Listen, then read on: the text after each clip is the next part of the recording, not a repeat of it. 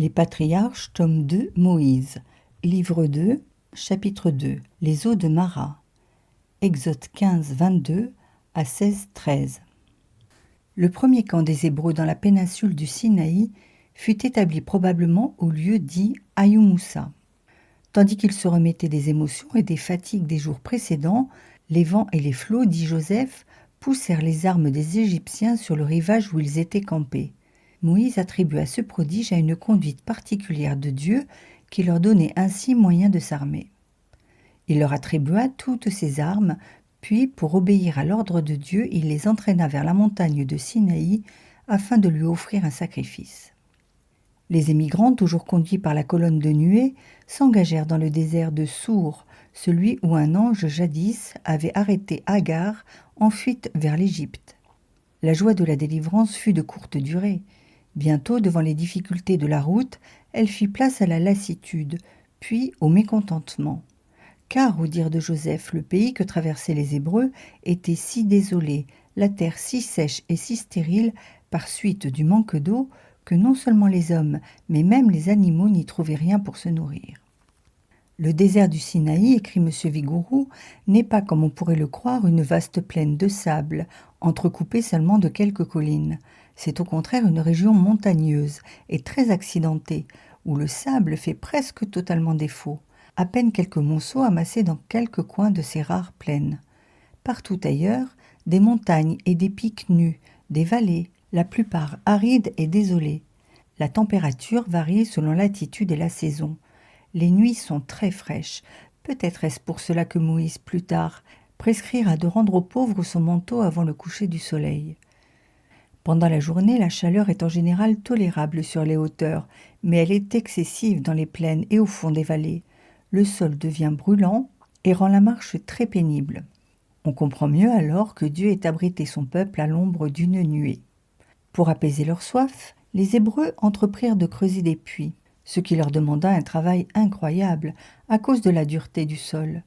Ces puits ne leur donnèrent qu'un peu d'eau, en quantité tout à fait insuffisante et de si mauvais goût que personne n'en voulait boire. Après 3 étapes épuisantes, ils arrivèrent à un lieu nommé Mara, ayant parcouru environ 80 kilomètres depuis le camp d'Ayumoussa. Le paysage de nos jours encore n'est guère réjouissant. Une plaine morne et stérile, couverte seulement de quelques herbes et de quelques arbustes misérables, des cailloux noircis et rayés par le sable, une monotonie désolante, l'absence totale d'eau, à part celle que fournissent une demi-douzaine de crevasses remplies d'eau saumâtre sur une superficie de 1600 km². Tout cela ne produit que trop vivement dans l'esprit du voyageur l'impression d'un désert sans eau. Du moins, on savait qu'à Mara il y avait une source, et les Hébreux espéraient ardemment qu'ils allaient pouvoir s'y désaltérer à satiété. Or, quand ils y goûtèrent, l'eau se révéla détestable. Ni les hommes ni les bêtes n'en voulurent boire, si bien que le nom en resta au pays, et c'est depuis lors qu'il s'appelle Mara, c'est-à-dire amertume. On croit pouvoir identifier celui aujourd'hui avec une petite oasis nommée Aïnawara. Il y a toujours là, sur une éminence, une source dont le bassin mesure environ 1,80 m de circonférence, sur 60 cm de profondeur. L'eau en est si mauvaise, si amère, que les hommes ne peuvent la supporter, et que les chameaux eux-mêmes ne s'y abreuvent que quand ils souffrent beaucoup de la soif. Un voyageur allemand, M. Ebers, essaya de la rendre potable en y versant un peu de cognac, mais à peine y eut-il trempé ses lèvres qu'il repoussa cet affreux breuvage. La déception causée par les eaux de Mara jeta naturellement le peuple dans un profond abattement. La faim et la soif se révélaient des ennemis plus terribles encore que l'armée égyptienne. On devine la détresse de Moïse, aux prises avec cette immense multitude d'hommes, de femmes, d'enfants, en passe de mourir de soif, sans qu'il entrevît aucun moyen de les soulager. Tout le monde le suppliait, dit Joseph. Les mères le priaient d'avoir pitié de leurs enfants, les maris d'avoir compassion de leurs femmes, et chacun le conjurait de chercher quelque remède à un si grand mal. Non seulement on l'implorait, mais les murmures à nouveau s'élevaient contre lui. Pourquoi les avait-il entraînés dans une aventure semblable, s'il n'était pas capable de les conduire et d'assurer leur ravitaillement ? Lui, cependant, bien qu'il eût le cœur broyé par le spectacle de cette détresse et en même temps par ces manifestations continuelles d'ingratitude, ne se départait pas d'une parfaite possession de lui-même et gardait une mansuétude inaltérable. Il se mit en prière, suppliant le Seigneur, avec toute la ferveur de son âme, de le sortir de ce mauvais pas. La réponse ne se fit pas attendre. Dieu lui montra un morceau de bois, dont la présence dans ce désert était miraculeuse. Il le prit, le fendit en deux, dit Joseph, puis le jeta dans l'eau, et celle-ci aussitôt devint douce, si bien que tout le peuple put se désaltérer à son aise. À la suite de cet incident, Dieu donna aux Juifs comme un premier linéament du décalogue. Il leur imposa en particulier, croit-on, l'obligation du sabbat.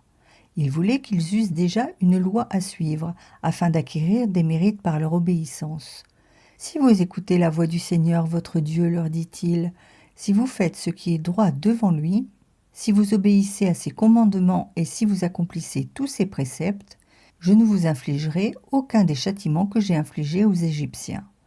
Je suis le Seigneur votre Sauveur. » Mais c'était aussi une façon de leur dire « Si vous n'obéissez pas, je vous châtierai comme j'ai châtié les Égyptiens. » De fait, si nous en croyons le psalmiste, les Juifs furent préservés de toute espèce de maladie et d'infirmité pendant leur séjour au désert. Lorsqu'ils eurent pris un peu de repos, ils se remirent en marche sous la conduite de la colonne de nuée, et une nouvelle étape les conduisit à Élim, où il y avait, dit l'Écriture, 12 sources et 70 palmiers. On croit généralement reconnaître cette station aujourd'hui dans l'Ouadi Garandel, à 86 km d'Ayoub Moussa. C'est une oasis où l'on trouve en effet des palmiers, avec des tamaris et d'autres plantes du désert. Elle est arrosée par des sources nombreuses, d'où jaillissent une eau limpide et excellente à boire. Les Israélites dressèrent là leur tente, avec l'intention d'y séjourner quelque temps pour se refaire de leur fatigue. Mais devant les besoins d'une telle multitude, l'eau des sources fut rapidement épuisée. Quant aux fruits des 70 palmiers, ils disparurent en moins de temps qu'il ne faut pour le dire. Les émigrants se virent donc contraints très vite de se remettre en route, et ils s'engagèrent dans le désert de Sin, marchant toujours en direction du Sinaï. Là, bientôt, le supplice de la soif recommença, auquel vint s'ajouter le manque de vivres, car les provisions emportées d'Égypte étaient épuisées depuis longtemps, et on ne trouvait absolument rien dans le désert. Alors ce fut à nouveau le découragement, le murmure, les récriminations acerbes contre Moïse et Aaron. « Plût au ciel, disait-il, que nous fussions morts de la main du Seigneur dans la terre d'Égypte. Plût au ciel que nous ayons été frappés avec les premiers-nés des Égyptiens. Nous serions morts d'un seul coup, sans angoisse, sans souffrance, au lieu d'agoniser dans ce désert, comme nous le faisons depuis notre départ. Où est-il le temps où nous nous asseyions autour des grandes marmites pleines de viande qui mijotaient sur le feu? Nous mangions alors du pain et de tout à satiété. Pourquoi nous avez-vous entraînés dans ce désert, sinon pour nous y faire mourir de faim ?» Ainsi ils oubliaient tous les miracles accomplis en leur faveur, tous les signes que Dieu avait donnés de sa sollicitude à leur endroit. Non seulement ils ne témoignaient aucune reconnaissance à Moïse pour les avoir tirés de la servitude des Égyptiens, mais ils l'accusaient ouvertement d'être la cause de tous leurs maux, et se montant la tête de plus en plus, ils commencèrent à ramasser des pierres pour le lapider. Devant tant d'ingratitude, tant d'incompréhension, tant de difficultés, Moïse, bien qu'il eût le cœur déchiré, ne faiblit pas. Il alla demander du secours là où l'homme est toujours sûr d'en trouver. Il gagna, dit Joseph, une colline voisine, et, se mettant en prière, il supplia le Seigneur d'avoir pitié de son peuple. Dieu lui promit alors de lui envoyer un pain qui viendrait du ciel. Les Juifs n'auraient qu'à se répandre dans la campagne, et chacun en ramasserait la quantité nécessaire à sa propre subsistance et à celle des siens, mais pas davantage. Cependant, le vendredi, on devrait en recueillir une double ration et en mettre la moitié en réserve pour le lendemain, car ce pain s'abstiendrait de descendre le jour du sabbat. Je verrai ainsi, dit Dieu, si ce peuple est capable d'obéir à ma loi ou non.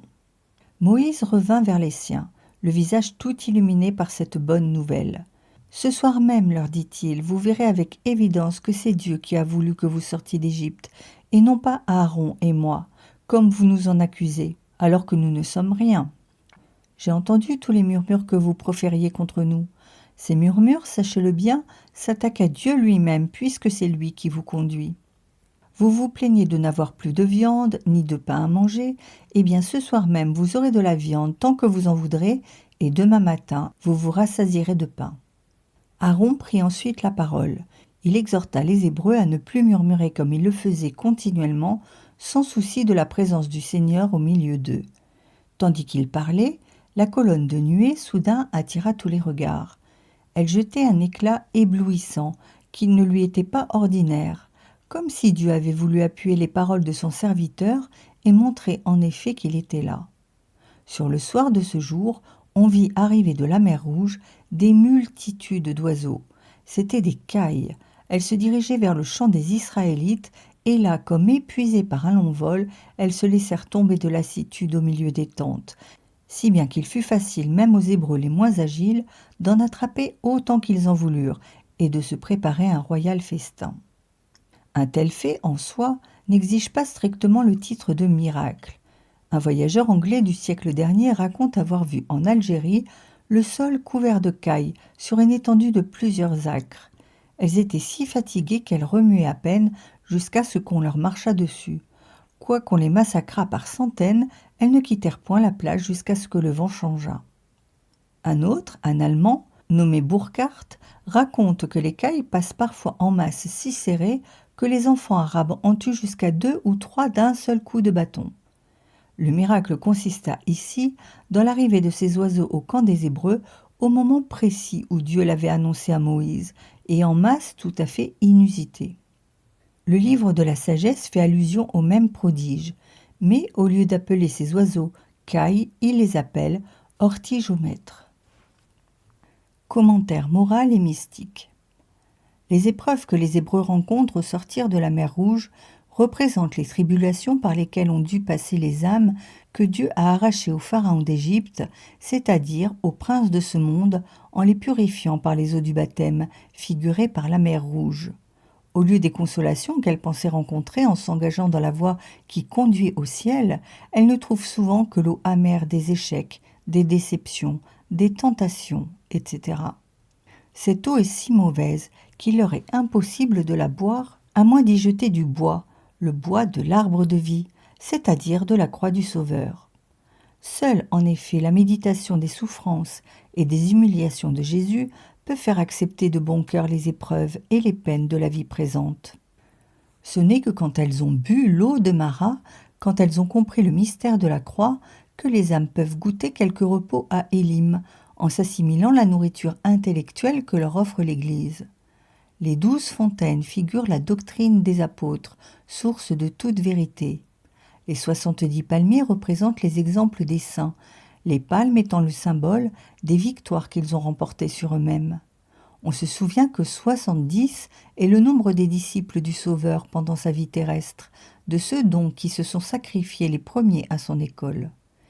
Mais ce repos lui-même se borne à peu de choses. Bientôt il faut reprendre la marche à travers le désert, et ce désert ne cessera jamais complètement, malgré la rencontre de quelque oasis rafraîchissante, jusqu'au jour où nous arriverons dans la vraie terre promise, c'est-à-dire dans le royaume des cieux. Gardons-nous, selon le conseil de saint Paul, de tomber dans le péché des Juifs, qui fait le murmure, lequel a le don d'exaspérer Dieu. « Ô peuple ingrat !» s'écrie Origène, « il regrette l'Égypte, lui qui a vu les Égyptiens anéantis. Il soupire après les viandes d'Égypte, lui qui a vu les corps des Égyptiens donnés en pâture aux poissons de la mer et aux oiseaux du ciel.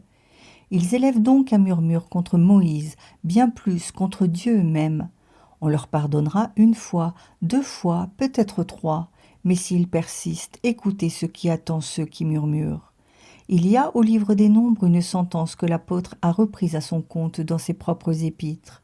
Ne murmurez pas, comme certains le firent, qui périrent mordus par les serpents. Veillons donc, nous qui entendons ces paroles, nous, dis-je, pour qui elles furent écrites.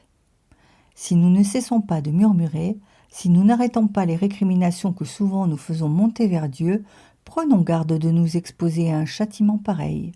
Lorsque nous nous plaignons du mauvais temps, des mauvaises récoltes, de la sécheresse, du bonheur des uns et du malheur des autres, en tout cela, nous murmurons contre Dieu. Ces choses, à leur début, sont pardonnées, mais chez ceux qui persistent, elles sont punies sévèrement. Contre eux sont envoyés des serpents, c'est-à-dire qu'ils sont livrés aux esprits impurs et aux démons venimeux, qui les font périr par des morsures cachées et les consument par des pensées intimes enfouies dans le secret du cœur.